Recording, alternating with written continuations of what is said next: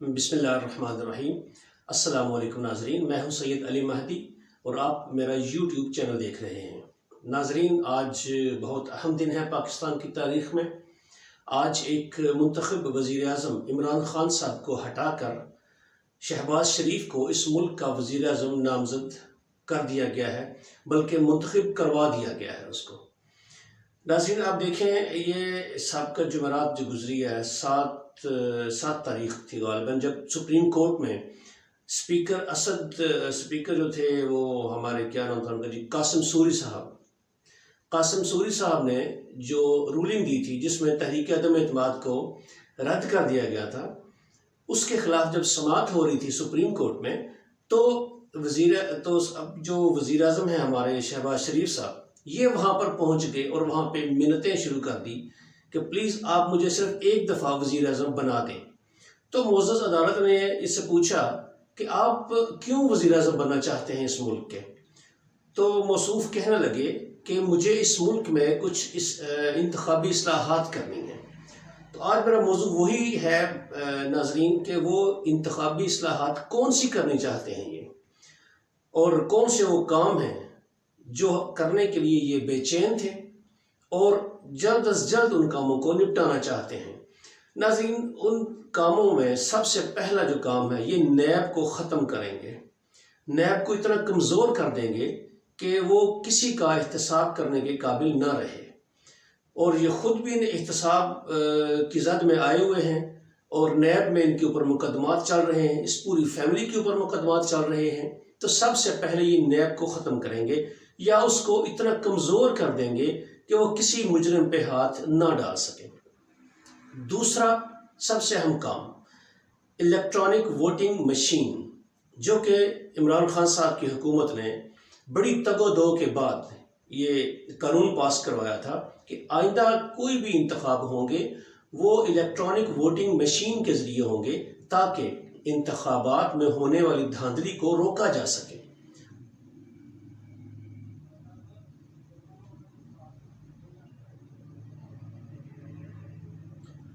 क्योंकि जब भी इंतखाबात होते हैं तो हर पार्टी जो जीत जाती है वो फेयर इलेक्शन कहती है, जो हार जाती है वो धांधली का रोना शुरू कर देती है। तो इस बात को मद्देनज़र रखते हुए इस मसले का मुस्तकिल हल किया था इमरान खान साहब ने।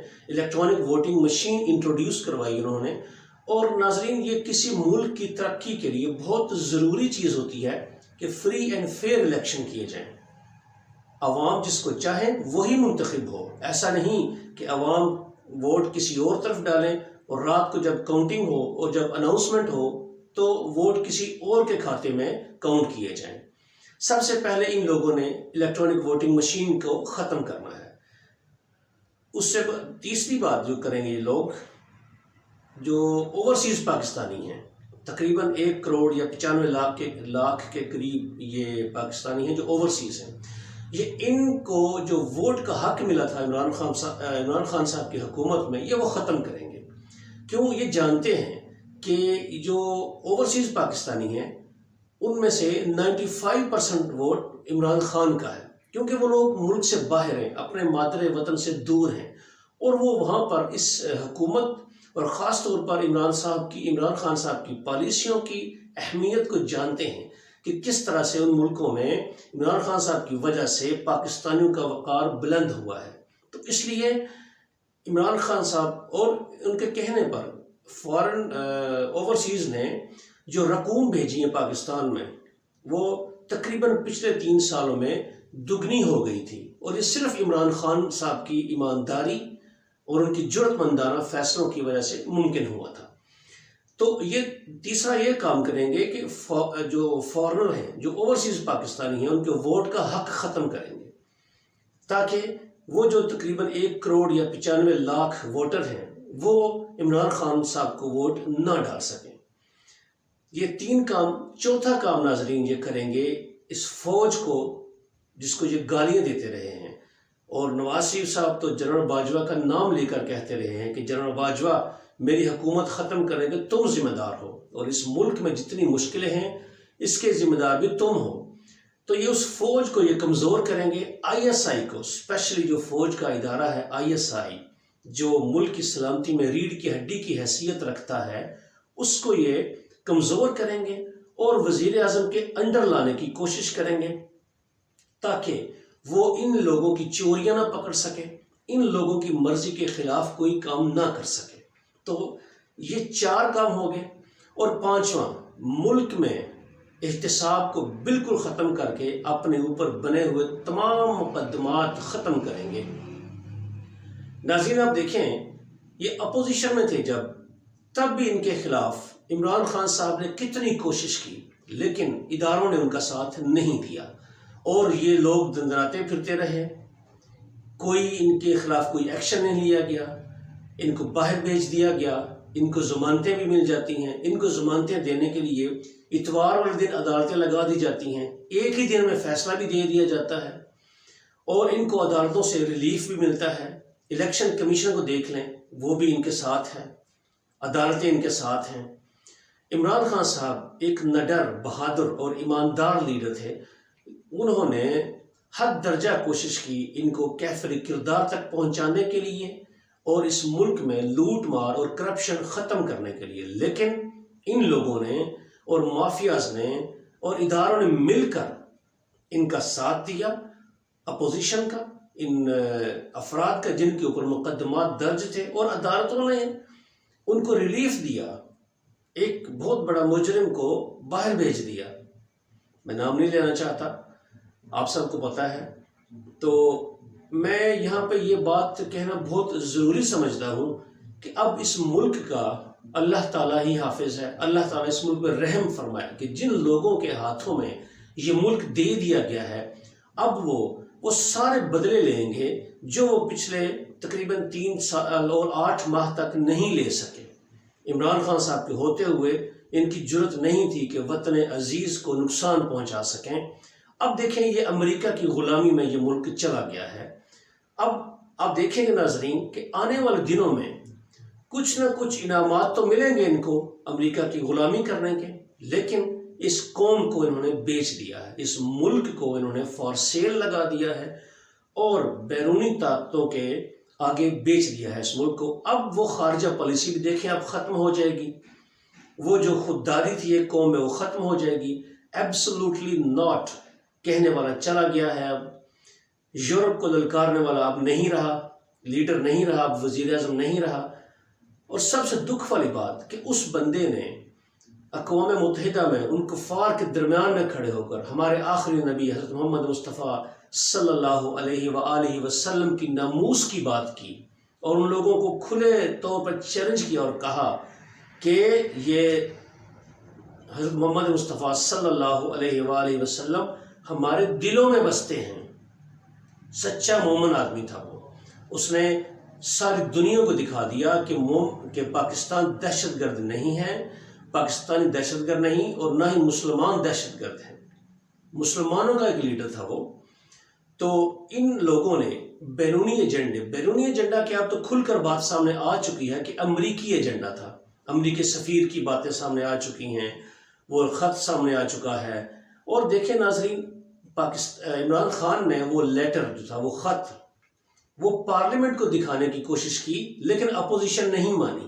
اب تو اپوزیشن نہیں کہنا چاہیے، اب تو وہ حکومت میں آ چکے ہیں، اب تو ان کے وارے نیارے ہو گئے ہیں، نہ ان کو کوئی روکنے والا ہے نہ ان کو کوئی ٹوکنے والا ہے۔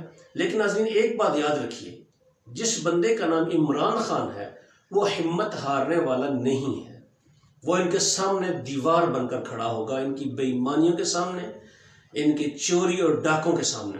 لیکن ناظرین حکومت تو حکومت ہوتی ہے، ان کے پاس بہت اختیار ہوتے ہیں۔ ہمیں ڈر ہے اس بات کا صرف کہ انتخابی اصلاحات جو عمران خان صاحب نے کی تھی اس ملک کی ترقی کے لیے، اس ملک کا اس دنیا میں ایک بلند مقام پیدا کرنے کے لیے، جس میں الیکٹرانک ووٹنگ مشین تھی، بیرون ملک پاکستانیوں کو ووٹ کا حق دینا تھا، یہ ساری باتیں عمران خان صاحب نے کی تھی۔ اور الیکشن کمیشن کو بھی چینج کرنے کی، اس کو تبدیل کرنے کی کوشش کی، لیکن عمران خان صاحب اس میں کامیاب نہیں ہو سکے۔ لیکن اس بندے کو ہمیشہ یاد رکھا جائے گا کہ اس بندے نے اس ملک میں ان لوگوں پر ہاتھ ڈالے جن پر ہاتھ ڈالنے کا کوئی سوچ بھی نہیں سکتا تھا، ان لوگوں کے اوپر مقدمات قائم ہوئے، ان لوگوں کو سزائیں بھی سنائی گئیں جن لوگوں کے بارے میں کوئی انسان پاکستانی خاص طور پر یہ نہیں سوچ سکتا تھا کہ یہ لوگ بھی شکنجے میں آ سکتے ہیں۔ اس وطن کے لیے وہ آدمی لڑا ہے، اس آدمی نے جنگ کی ہے اس ملک کے لیے، اس عوام کے لیے، اور اب ہمارا فرض بنتا ہے کہ جب اس کو وزیر اعظم کی کرسی سے اتار دیا گیا ہے ایک بیرونی سازش کے تحت، تو ہم اس انسان کا ساتھ دیں، اس کے ساتھ کھڑے ہوں، اپنے ملک کی بہتری اور عوام کی بہتری کے لیے اس کا ساتھ دیں۔ جب وہ پکارے ہم لبیک کہیں، کیونکہ ناظرین دیکھیں، یہ مرنے کے بعد بھی ہم سے پوچھا جائے گا کہ آپ دنیا میں کس کے ساتھ تھے، برائی کے ساتھ تھے یا اچھائی کے ساتھ تھے؟ تو ناظرین ظاہر ہے یہ بالکل کلیئر بات ہے کہ کیسے وزیر اعظم کو اتارا گیا، کیسے ان کی اسمبلی کے ممبران کو خریدا گیا، حالانکہ آپ کو پتہ ہے انسان کی تو کوئی قیمت نہیں ہوتی، نہ اس کے ضمیر کی کوئی قیمت ہوتی ہے، لیکن یہاں پہ لوگوں نے ضمیر کی قیمتیں لگائیں، اپنے آپ کو بیچا۔ یہ تو سراسر ناجائز ہے۔ پیسے خرید کر پیسے دے کر کسی کی ول کو خریدنا یہ تو کہیں بھی جائز نہیں ہے، یہ تو سراسر گناہ ہے کہ آپ کیسے رشوت دے کر کسی کی ضمیر کو خرید سکتے ہیں، لیکن خریدا گیا۔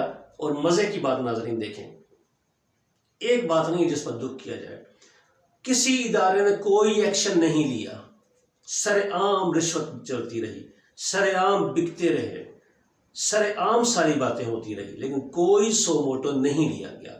سو موٹو لیا گیا تو کہاں لیا گیا؟ جب پرائم منسٹر صاحب نے، سابقہ پرائم منسٹر صاحب نے اسمبلی توڑی تو فوراً اتوار والے دن عدالت لگا لی گئی اور اس کے خلاف 3-4 دن میں فیصلہ آ گیا۔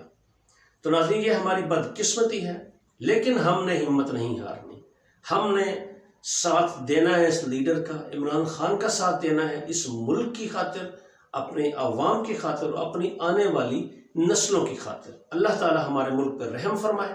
اپنا خیال رکھیے اور میرے اس چینل کو سبسکرائب کیجیے اور کمنٹس میں اپنی رائے کا اظہار ضرور کیجیے۔ اللہ حافظ۔